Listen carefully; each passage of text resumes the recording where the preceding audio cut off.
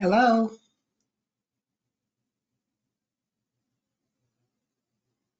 This is Hello, did we start the broadcast? It seems that we have. So I'm going to go ahead and make you the presenter, Candi. All right.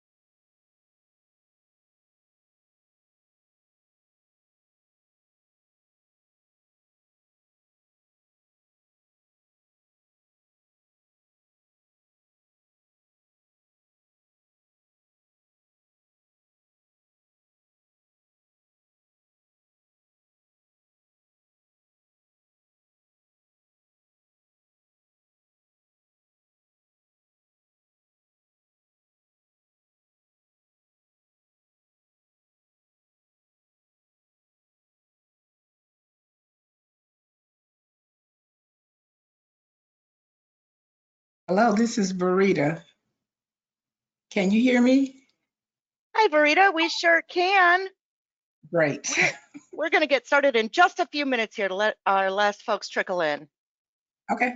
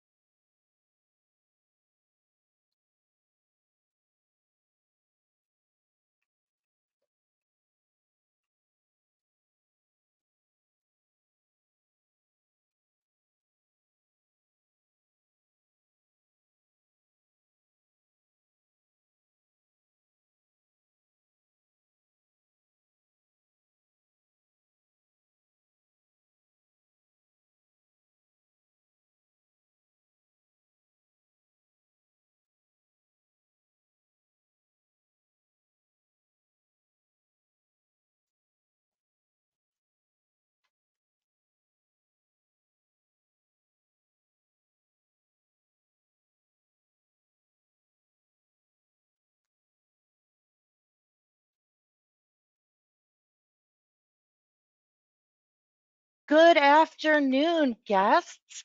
Welcome to our monthly webinar, this month focusing on implant and event planning. Today, we are having a discussion with Vereda Williams, Ph.D. of AKA Sorority.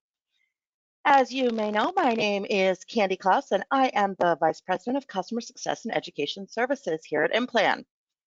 My esteemed guest this afternoon is Dr. Vereda Williams, who is a retired economics professor from North Carolina A&T State University and active member of AKA Sorority.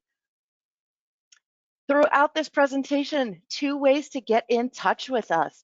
If you have a question, please click on the hand icon to raise your hand and ask that live, or you can use the chat box and submit a question that way. So what are we going to go over today? Well, how to use IMPLAN to inform event location decisions, using this real life example of AKA Sorority and what they did using the IMPLAN software, as well as the benefits to conducting an economic impact study overall for your organization. So again, I would like to welcome Dr. Vereda Williams to the conversation today. Vereda, how are you this afternoon? I'm doing well, thank you. Excellent. Well, we met in the fall of 2019, right before this whole crazy pandemic, when you Yes. came here for training, right? That's right, yes. Wonderful. Well, why don't you tell us a little bit about your personal and professional background? Well, right now I'm a retired professor from North Carolina A&T State University. I am currently teaching at my alma mater, Johnson C. Smith University, in a virtual setting. My background is basically economics and statistics. My PhD is from Duke University, and it is in economics. And since that time, I have done various studies on environmental economics, the economics of the Caribbean, and I've really gotten excited about looking at different institutional settings and trying to figure out what that impact would be of something that has changed in that environment. So this whole topic is exciting to me. And when I look back at it, I think I've been doing this for a very long time. I just called it something else. Absolutely. That's fantastic. And how and when did you first get involved with AKA? Well, as a little child, I grew up in a household of educators, and Alpha Kappa Alpha Sorority was always present in my life. And I always attended the little functions that they had. They always have something that is relating to education, growth, you know, how to help the minority communities. So I've known about it all of my life. I didn't belong to this organization until I was in college at Johnson C. Smith University, where I joined the sorority. And I have been working with this sorority ever since. I'm what we call a golden member. I've been a member for about 50 years. And during that time, I've served in about every capacity I can think of in the sorority. And it's really been wonderful. We're all about service, and it's service to all mankind. So it's a lifelong kind of adventure where you may start in your college years or you may join after college once you've graduated. But this organization has been really great for helping communities of color and other communities as well. We are very open to members who want to join, people who are interested, and we're looking at things like how can we help with education? How can we help with people understanding financial literacy? What can we do to get younger students to get prepared for college? So we're doing service projects all the time, and every administration may have a different focus, but we usually come back to the very foundations of what we were started with in the very beginning. And we're 114 years old, by the way. It's amazing. And anyone who has lived anywhere near one of your chapters, I'm sure has undoubtedly seen your members, both college age and above, out in the community, putting on programs and so forth. So it's really a fantastic organization that's a value to so many communities. Thank you. What's your current role with the organization? Well, currently I am the chairperson for the Economic Impact Study Committee. Our national president, Dr. Glenda Glover, contacted me and said she was really interested in finding out what was the dollar value of some of the activities that the sorority has been involved with. So we sat down and we talked about a plan as to how to come up with this dollar value. So I've been looking at little entities all along with my committee, and we have had some very good, successful events using IMPLAN that would help us to take a look at where we are dollar-wise for different functions that we have. And these functions include things like workshops, regional activities, boules, leadership activities, community organizations. A whole plethora of data has been collected and organized, and now we can give the members a better picture as to what we are actually worth. We always knew what we did in the community, but just having an idea of what this is worth to a community is really outstanding, and it's really good documentation for us. Absolutely. Was this position that you have now in existence before this current president, or is this a new initiative? This is a new initiative doing her platform. Each one of our presidents will have this position for about 4 years. And during that time, they'll have different platforms that they want to emphasize in addition to all the other things that we do. So for Dr. Glover, our president, this was one of the things that she really wanted to talk about. She's an economist herself, and she really wanted to make sure that all the members of the sorority had a good idea about economic impact, what it means to the sorority, and what it looks like for us, and to make sure that we can explain it to other people. That's so fantastic. We love to hear that. Not only being able to tell the story of all the good things that you are putting out into the community, but how that actually translates to economic benefits for the community as well. Yes. What led you and the organization to IMPLAN? Well, I taught at A&T for about 34 years. And during my time period there, teaching, I chaired the department, and I always taught a class in economic research and sometimes even econometrics. And we got a chance to have a little sample duo piece of IMPLAN. And I just thought it was fantastic that, that we could do this kind of stuff with the software. So I got a chance to touch it a little bit then. Also, in my publication life, I've had the opportunity to create multipliers and elasticities, and it just really is helpful to have all this data in one place. So it was a choice in my head. Either you can go down and get down on nuts and bolts and create this system yourself, which would be really tedious, or you can look for a system that is not a cookie cutter system, but one that you can kind of use and is very flexible that would fit our organization. And IMPLAN just really had the best package out there. In addition, it's located in Huntersville, North Carolina, which is not that far from Greensboro, where I'm located. So I really like that, the ability to make sure that I was developing it the way the sorority wanted and understanding the guidelines that IMPLAN had in place. That's fantastic. And we're very close to your alma mater. That's right. Yep. That's right. When you guys were looking to put this together, did you consider any alternative solutions? We did. We looked at some other forecasting models. I think it's EBP, but we found out that they weren't as complete, and they had emphasis on other things like transfer pricing and looking at cost market adjustments and those kind of things. And we really weren't that particularly interested in that. We wanted to make sure that we could explain what happened all throughout the economy, and using your NAICS codes was wonderful because there wasn't any piece of our planning event process that we couldn't find. And so it was really helpful to go through it step by step. I think it was user friendly and very easy to use. And it gave us the output that I needed so that I could turn around and then explain it to leaders in my organization so that we can share it and make sure that we document where we are and where we want to be. That's fantastic. When you were putting together these initial thoughts and working with that president, What answers were you looking for that would help you define success in terms of this whole initiative?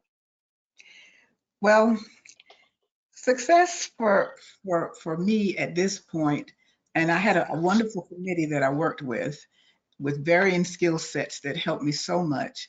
It was was for me to be able to show a orderly presentation um, in a friendly mode so that the members of our sorority would be comfortable with economics. Economics is not always a topic that we talk about every day. So I wanted to make sure that we could break it down and so that they could take a look at pieces that were important that would help them to understand our whole story.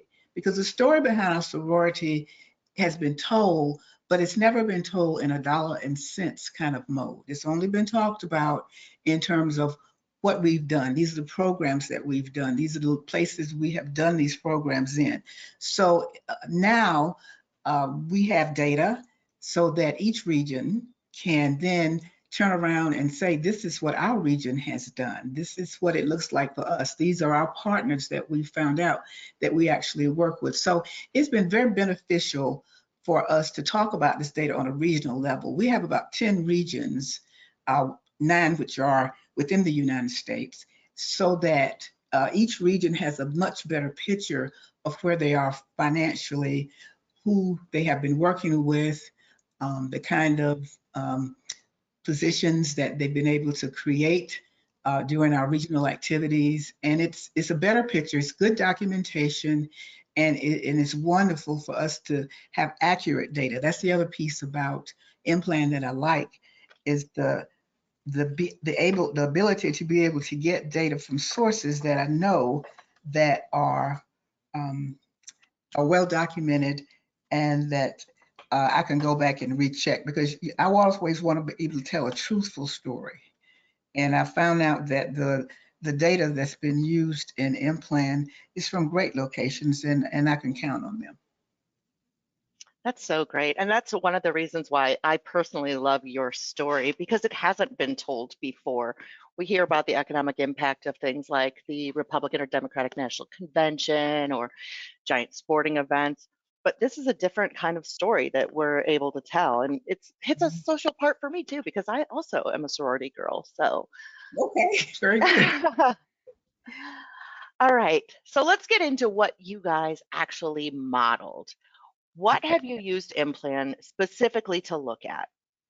Well, when we first started with it, we had just finished the 2019 Leadership Conference.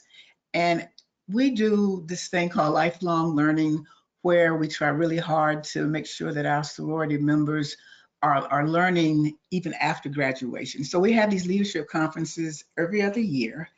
And at this conference, we learn lots of activities that can help us in our sorority life, as well as our personal life and our positions that we're working in. So we had one in Nashville, Tennessee in 2019. And it was an in-house kind of experience. And I was able to model our contributions that we brought. For example, we do things like looking at eyeglasses. We may have a program that's going to collect different eyeglasses so that they can be reused and refitted for other people. Or we do things like donate clothes to different global need programs. So I was able to take all this information that was brought in by our different regions. I could then use the IMPLAN model to look at how much of an effect we had for that time period that we were in Nashville. I was able to look at the kind of money that we brought to the area and how it was impacted and used in the Nashville area, the kind of jobs that were created because we came to Nashville, food market industry, the use of equipment and different facilities that we use there. So it was great for me to be able to start that way, and that was my initial project, was to look at the 2019 Leadership Conference in Nashville, Tennessee. And we aren't just talking about the sorority level spending. We're talking about the individuals who come to these events as well. Is that correct? Yes, and that's something that we're noted for when we go to these different conferences. We always bring our families. We always shop. We eat. You know, it's more than just it's more than, like you say, it's more than just a sorority function. This is a very big function, and we have had lots of articles that are written up about when the AKAs come to town. This is what happens. These are the number of businesses that have been participating with us, and this is what it looks like in terms of adding different people for meals. And for example, in Charlotte, we had an activity there, and they said that we had the largest sit-down meal that had ever been had in Charlotte. And because of that, X number of people were hired, X number of restaurants were impacted. So I was able to go back and capture this data and turn it into a dollar value. That's fantastic. And if anyone has ever seen when you folks come to town, it is quite a party. Yes, it is. It is. It's a very exciting time. Very exciting. Yeah. It is. So when Mhm. you modeled that in IMPLAN, you looked at spending on things like hotels, restaurants, retail, maybe things like recreation as well, as families are out and about in these locations? Yes, because we always have activities for our husbands and our children who come along with us. We always have different activities that get us to tour the city. Golf tournaments are going on at the very same time. And then people are using the facilities in the hotels, but they're also using the outside activities that are in an area like Charlotte. So I really like how you have it set up so you can look at Charlotte as a whole, that MSPA area, because lots of times when we come in, we use hotels that are outside of Charlotte as well. So I was able to capture those different locations, not just in the facility that's near convention centers and things like that. I could also capture those facilities that are outside, but still within that same Charlotte area. So that was important for me to look at too. And it's good for comparisons as well. We have in our different regions, we have different numbers of members.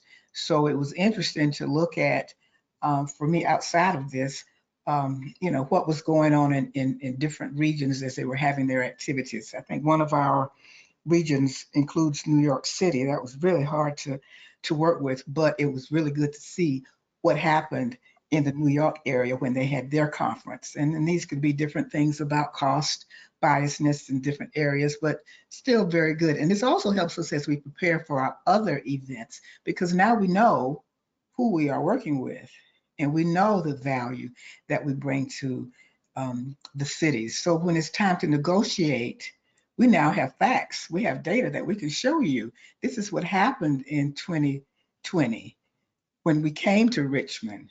These are the hotels that were impacted. These were the restaurants. These are the number of people that were employed because of us. Therefore, you know, it would give these businesses the opportunity to work with us and negotiate better deals with us. So based on the past impacts that you've run, you're able to hopefully save money in the long run Yeah. by demonstrating not only the good that's put out into the community when the whole sorority and all the family members come to town, but also that they spend a lot of money when they're Yes. in town. Yes, and we found out that businesses want to associate with us. You know, they want to talk with us when we're talking about other things, because we do lots of scholarship programs. And many times when we were writing up our grants and these different documents, it's really nice that we can give them information so that they can say, yes, I do want to be a part of this. I do want to help you with your educational advancement funds, or I do want to help you with your reading program. And because this is what we brought to the community, and just being able to look at that on a local level has been important as well. We looked at it from the regional point of view. I've looked at it from the national point of view, and I've looked at it from the local point of view, um, to give us a better negotiation point at the table. That's what we're trying to do with some of this data as well. That's fantastic. In terms of the data that you actually put into the model, I'm assuming it was pretty easy for you to get the sorority level spending, what they would have spent on renting hotel conference rooms and group dinners and things like that. How did you gather the data on the individual spending or the spending of members and their families while they're in certain places? Well, we did several surveys during this administration, and we were able to collect um, a very good amount of data in order to proxy the rest of the data. So um, um, the surveys have been amazing. The return rate has been really good. And having that alongside of the data with numbers on sorority members, it was easy to expand it out to see what it should look like for the average person in this region. So that's how we collected data. I think we did about 3 different surveys since this administration started, and the sorority has been great for giving us information. Spending information, I think it's been very good, has been collected, and I think we've kind of helped them kind of organize it into a better, more uniform way as well. So I think it's been like a win-win for us because we've had a chance to take a look at the data that we have, and we've had a chance to take a look at how the data could be constructed better so we can make more assessments in the future to help the sorority. So, you know, being able to tell this story in the present moment is important. In my mind, I would also like to go backward and tell the story as what has happened in the past with different programs and different administrations that we've had. So there's a lot of room for growth there for what we can do with this sorority of over 320,000 members. So we've got room to grow here. Wow, is that all? And it sounds like not only are they engaged in that lifelong learning you talked about, but them returning surveys is miracle in and of itself. If anyone out there has ever done survey research, it's really hard to get people to answer those kinds of questions, Yes, especially when you start talking about money. yeah, it is hard. It is hard, and I was excited to learn about preferences that the sorority had as well. I think all that information is very good, especially when we're looking at one of our focus is for economics. We always take a special focus on economics, whether it's economic literacy or economic legacy, to see where we are in terms of things like home buildings and home loans, and where we would like to be with donations, where our donations are going. So lots of data has been collected, and there's lots and lots of room to use that data to help us with our future projections and helping our communities. Because not only do we do these large, big workshops and regionals, but we do lots of tiny things in our communities that sometimes people don't understand the impact of those different things in our communities. So it's given us a good starting point, I think. And I see that going forward in the future, if we will continue to collect this kind of data, it'll make our story more accurate. That's fantastic. How often would you say you run an impact analysis? Well, depends. It depends. With my group of members that I work with, there's 6 of us. I would say that we'll probably complete a run maybe in a couple of months. We'll run it several times, you know, to get it to the point that we're comfortable with it and to make sure that we put everything in accurately. So I'd say every couple of months we will make these kind of runs, and then we'll sit down and talk about them, and then talk about what it means. Because many times when you're talking to people who aren't that interested in economics, you have to talk about it in terms that they can relate to. So to me, that was the harder part, was to be able to talk about it in relatable terms, and that was also important for our national president. She wanted me to be able to talk about it in terms of words that other members could be comfortable with. So that wordy piece was, to me, is the hardest part. The number part was the fun part. Yeah, absolutely. What advice or any kind of interesting perspective would you offer to another organization that is looking to use IMPLAN to support their ongoing efforts, or if they were holding a big event or something like that? Well, I would say that it's important that the organization itself be able to validate their data and to validate their existence. And they can do this really easily through IMPLAN. It also helps with those visuals that will translate information to the public and translate information to others about their organization. So if we are collecting data and we want others to know about us, what better software to use than IMPLAN? Because it will give you everything that you need to create those visuals, to talk about it, and to validate and make sure that you're comfortable with where your organization actually is. Not just to talk about words, but talk about the dollars, and what has happened in the area that you live, work, and play in. That's so fantastic. We do have a couple questions coming in from our guests. Okay. The first one, are your results published publicly? And if so, where can we find these studies? Our results are in an executive summary that our president will certainly publish at the end of her administration.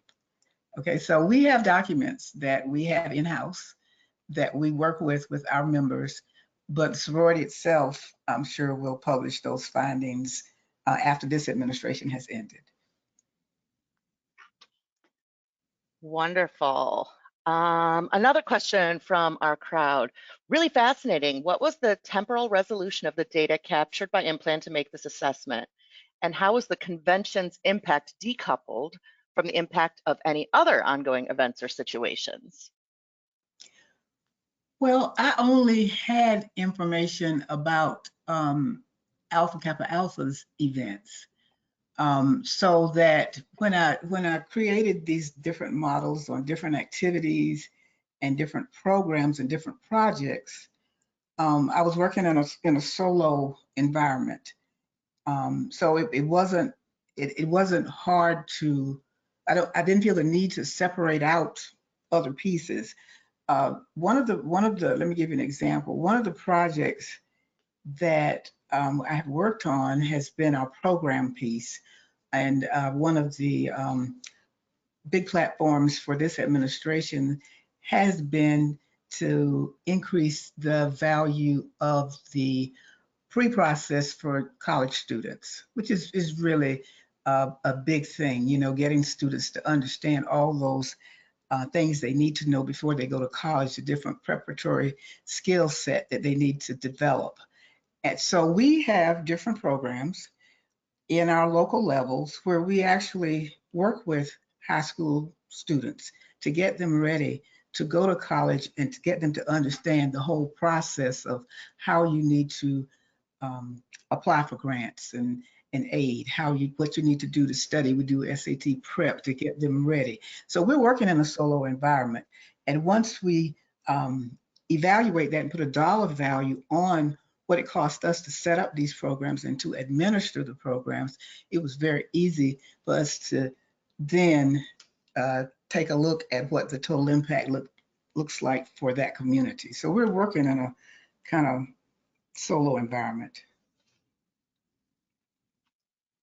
Very nice. We have one question from Eric that I will go ahead and answer. What if you can't do a survey of event attendees? Which we do get this question a lot. Not everyone has such an engaged membership base that is willing to answer questions, especially if you're talking about surveying random people, maybe about their spending at a giant sporting event, and you're just trying to see how many people are coming to town and what they're spending their money on.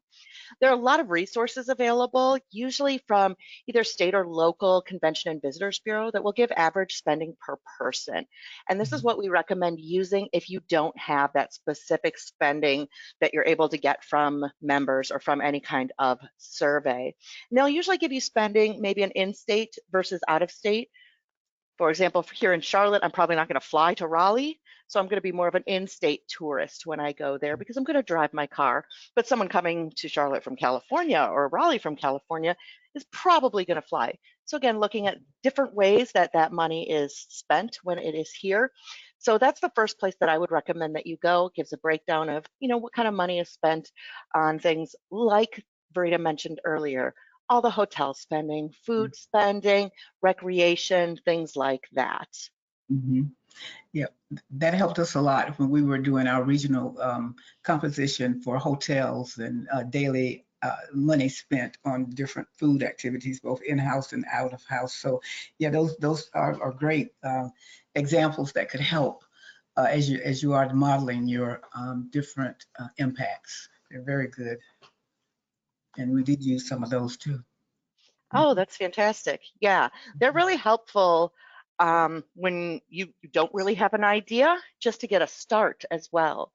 If we start to do a survey and our results are skewing really high or really low, we might want to check with those as well to think maybe we have really high or low spenders in our group, but it might be that we're having some sort of bias in our survey as well. So they're often great to just check out. Yeah, that's true. I love the studies that IMPLAN has that you can read about too. That kind of gives you a guide. It just helped us a lot to see what other organizations and how they're using IMPLAN.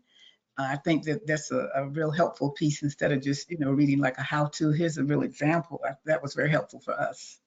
Oh, that's wonderful. And that's why, again, I love your story because it's something that we haven't heard before. Okay. Giving people another angle of things that they can use economic impact and IMPLAN for. All right, how do you go about creating a model that may not be included in the specifications? So I think what you're asking, and correct me if I'm wrong, this is Agnitra, I believe. If you have an industry, so to speak, that doesn't exist in the NAICS specification, like tourism, that's not an industry by itself. So what we do is we look at the industries that make up tourism. So we might look at airfare, trains, car transportation, hotels, campgrounds, bed and breakfasts, all the places that a tourist will spend money. And this is going to differ based on what kind of tourist you have. So in the case of AKA, they, correct me if I'm wrong, Vereda, usually head to cities and then spread out around them. So if they're heading to Charlotte, they may do a bunch of events in Charlotte and then head out to a golf course, 30 miles away or something like that. But Yes. that spending is going to be really different than a family who's going on a backpacking national park tour, right? And they're spending money at maybe a grocery store, maybe the national park stores themselves, so spending with the federal government. So we can look at it in terms of where that money is spent. You can also aggregate industries and lump them together. If you don't know if they're spending on a sit-down restaurant versus a cafe versus a fast food, you can put all of the restaurant industries together by aggregating them and put the spending in that newly created food and beverage kind of industry. It's true. Agnitra, did you want to unmute yourself?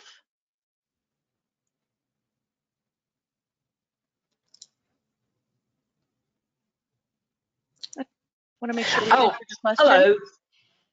Hi. I've been trying to figure out how I would be able to unmute myself and ask a question, but thank you very much. This is actually a very helpful session. I myself am an economist, and I was approached a couple of times by local industries about doing IMPLAN impact analyses. And I have a friend of mine who actually recommended IMPLAN and said that, look, it's very user-friendly and there are lots of things you can actually do with it. So one of the things that I'm trying to do is there is this rodeo event that happens every year, and the organizers would like to have an impact study done on this event so that when they go to their sponsors, they can say, look, we draw in this much money. Or if they go to their legislators, they can say, look, we get this much tax revenue by holding this event. But when I was looking at the the trial version I have right now, trying to see if there is a rodeo industry. I couldn't find one. The closest I think I found was, let's see, like recreational. So I was basically wondering, like, how would I go about, let's say, doing an impact analysis for something, an event that may not be there specifically? Like, how do I go about doing it? Absolutely. Well, the good news is if you look at the detailed NAICS, there is Rodeo in there. Oh, okay. That happens to be NAICS 711320, and the title is Rodeo Managers with and Without Facilities. So that would fall under IMPLAN Code 500, which is Promoters of Performing Arts and Sports Agents for Public Figures. So any of the spending that's done by the rodeo could be run through that event type. Then you could look at the spending of all the attendees and actually all the participants too, because you have folks that are coming in to perform and maybe sell things, whatever the case may be. All of that spending is coming to town as well. Exactly. I mean, it would be really useful, like an input-output study. So basically, I can like open up the bigger sector and then put in the more detailed, stuff in it, I guess. Absolutely. And we do have a bridge available, so you can look from that detailed NAICS industry to the IMPLAN industry. And that's located on my favorite website, support.implan.com. Okay, I'm going to look it up. Thank you very much. Absolutely. Absolutely. Okay. Okay. Very good.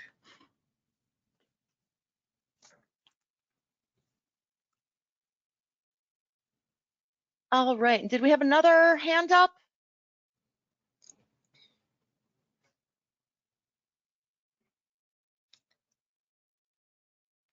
Well, we do have another question that came in. Besides spending, Vereda, has your team monetized or included the impacts of charity or various other events that sororities would be targeting? We've looked a little bit at that. One of the things that we're still kind of playing around with is the impact of our volunteer hours. We are playing with that. I know that's not one of the things that IMPLAN would looks at in detail, but we have been trying to. We're all about service, and we've been trying really hard to. We know what it's worth in terms of dollars and cents on a point, but we don't know the economic impact of the volunteer hours. So that's been one of the things that I still have questions about. I can look at what the United States says that the average volunteer hour is worth for activities, but I'm having problems trying to expand it to see what that economic impact is of that volunteer hour. So yeah, that's a good question. And we do get that one quite a bit too. We actually are recommending, if you don't want to break it out by volunteer type, like what the value of a school teacher would be as different than the value of a woodworker, perhaps, that the independent sector puts this out every year, and they value on average an hour of volunteer time.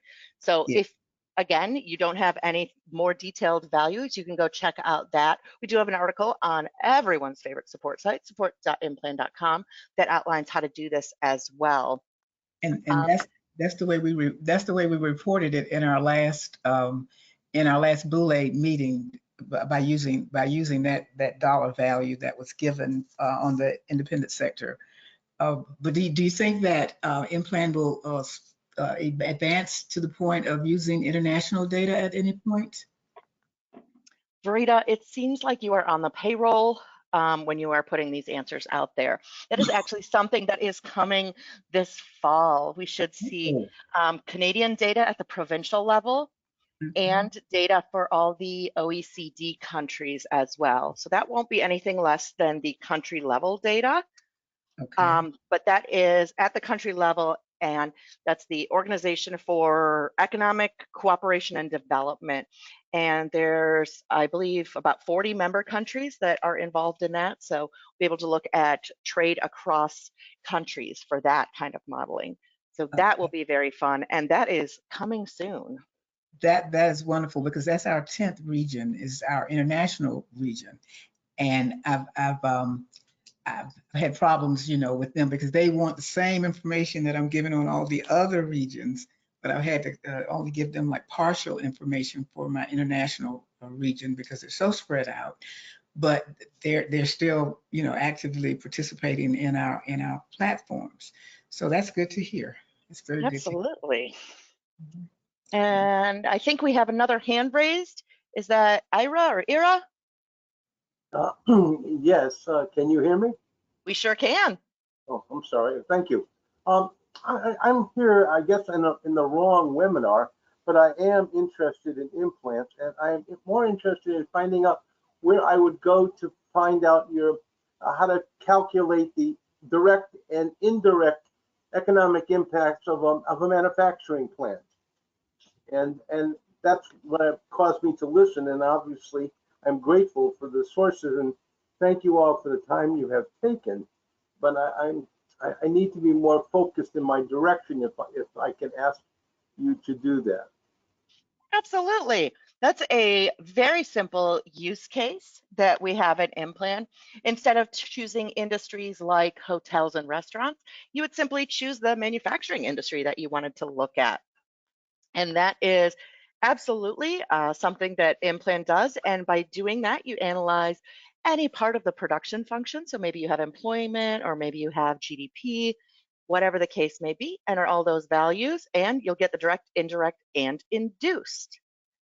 And if, I'm sorry. yeah, go ahead. If you'd like a demonstration, somebody can walk you through that. You can reach out to sales@implan.com.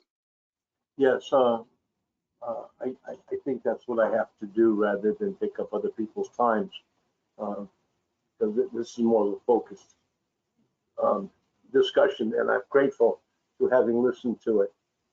And I wish you all good luck on that, and you're figuring out what your benefits are in coming to a place, and that's what we're trying to do also, but differently.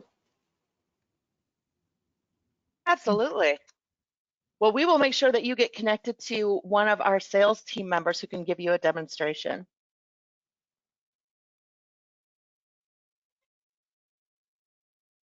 All right, I seem to be out of questions. Am I missing anyone? If I haven't answered your question, unmute yourself, please, and ask it right now.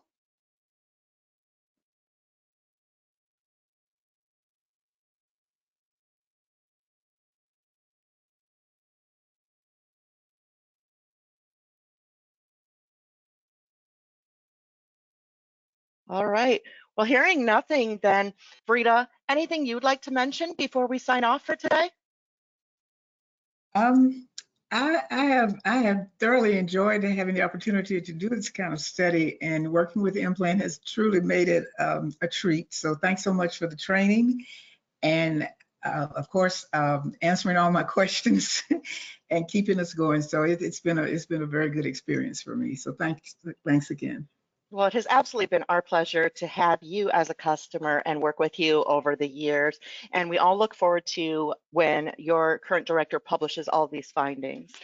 We'll make sure to link those from our website too when those become public, to share them with all of our other IMPLAN users. Okay, thank you. Absolutely. So again, thank you so much for joining us, Vereda. Thank you to all of our attendees. If we didn't get to your question, or you think of something later, feel free to reach out to support@implan.com, and we will answer all of your burning questions about events or any other type of economic impact question you may have. So again, thank you, and everyone have a fantastic afternoon. All right, bye-bye.